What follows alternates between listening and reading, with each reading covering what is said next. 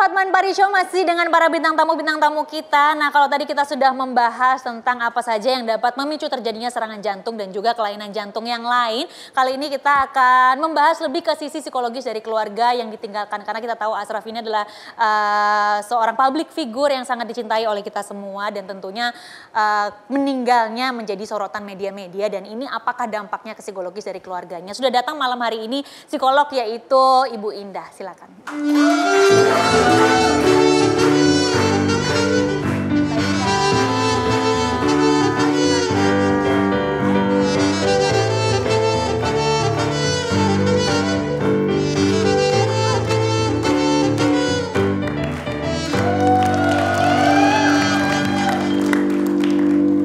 Indah, tadi kita sudah membahas tentang penyebab kematian dari Ashraf tentang serangan jantung. Nah, kali ini pengen ngebahas lebih ke psikologis dari keluarga yang ditinggalkan. Karena kalau kita lihat gak berhenti-berhenti media itu meliput tentang meninggalnya Ashraf Sinclair waktu itu. Dan kalau saya memposisikan diri saya sebagai istrinya ya, BCL, mungkin saya akan sangat terpukul, lagi sedih banget loh, banyak banget media yang datang di sini. Belum lagi Unge kabarnya dia sempat trauma, sampai sekarang belum berani tidur di kamarnya, ditinggalin sama Ashraf gitu. Jadi kalau Mbak Indah sendiri melihat ini seperti apa sih Mbak Indah? Oke, jadi sebenarnya kalau kita bicara soal trauma ya Kak Lolita, sebenarnya kita belum bisa bilang bahwa Unge ini memiliki trauma. Karena kejadian trauma itu bisa dikatakan sebagai trauma kalau misalnya sudah lebih dari 6 bulan.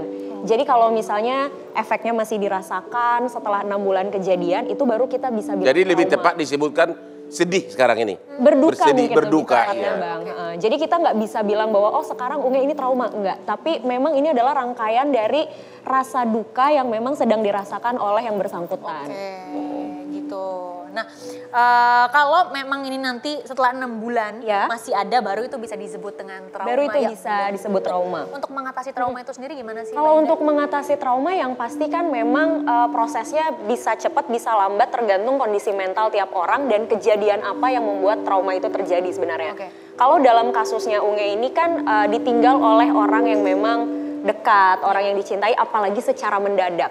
Yang bisa saya bilang bahwa kalau kita ditinggal secara mendadak pasti prosesnya akan lebih lama gitu. Jadi mungkin kondisi berdukanya pun akan lebih panjang dan pastinya untuk menghilangkan trauma pasti bukan proses yang mudah. Butuh support yang sangat besar dan terus-menerus pastinya dari orang terdekat, dari keluarga dan dari Ungenya sendiri juga mungkin butuh usaha yang sangat besar untuk bisa akhirnya dia mungkin tidak akan bilang bahwa dia baik-baik saja suatu hari nanti. Pasti nggak mungkin dia bilang oh I'm okay gitu, enggak gitu. Karena ya pasti kejadian ini akan terus diingat.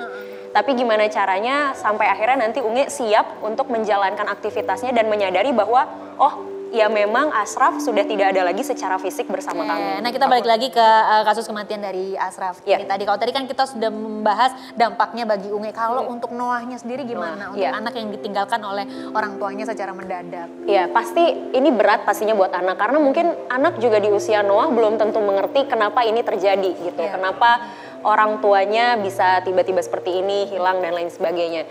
Yang memang harus kita lakukan ketika seorang anak kehilangan orang tuanya secara mendadak, sebagai orang tua kita tidak boleh menyembunyikan atau menutup-nutupi kejadian yang sebenarnya. Justru alangkah lebih baik kita cerita sama anaknya bahwa kondisinya memang ayahnya sudah tidak ada, tapi pasti secara pelan-pelan. Gak mungkin kita kasih informasi itu penuh ke anak. Gamblang gitu. Betul. Kasih pelan-pelan, sedikit demi sedikit, biarkan anak meresapi setiap kejadiannya. Biarkan anak menangis, anak marah, anak tantrum, itu nggak apa-apa. Itu justru cara anak untuk mengekspresikan emosinya dan lama-lama dia akan terbiasa dengan kejadian dan menerima bahwa ayahnya memang sudah tidak ada. Oke, baik. Nah, ada satu pertanyaan lagi, tapi sebelum saya tanya, kita lihat dulu gambar yang ada di belakang ini. Menyorot tanpa henti, mengeksploitasi tanpa empati, saat klik dan views jadi dewata, nurani pun jadi jelata. Ini juga banyak sekali naik kemarin di sosial media terkait musibah yang dialami Bunga Citra Lestari dan juga anaknya. Banyak sekali berita yang memberitakan hal tersebut. Dampaknya apa sih untuk keluarga yang ditinggalkan? Oke, sebagai masyarakat, media ataupun segala pihak yang mengetahui kejadian ini, sebenarnya kita harusnya bisa turut berempati sih sebenarnya gitu. bukan cuman keluarga, semua pihak pasti kan turut merasakan kesedihan ya, apalagi ini kejadiannya sangat mendadak gitu. Jadi seharusnya kita bisa lebih berempati untuk setidaknya memberikan sedikit space, sedikit kesempatan bagi Unge, Noah dan juga keluarga untuk berduka dan merasakan kesedihannya dulu tanpa perlu dieksploitasi, tanpa perlu ditanya-tanya apa perasaannya. Karena dalam kondisi seperti ini secara logika sebagai manusia, kalau ditinggalkan oleh orang yang tersayang, masa sih kita tanya perasaannya gitu. Iya, karena kadang-kadang banyak sekali yang seperti itu ya. Bagaimana perasaannya, ya pasti sedih ya pasti gitu. sedih gitu, ya pasti sedih, ya pasti kehilangan gitu. Bahkan mungkin ada perasaan kecewa, menyesal dan lain sebagainya.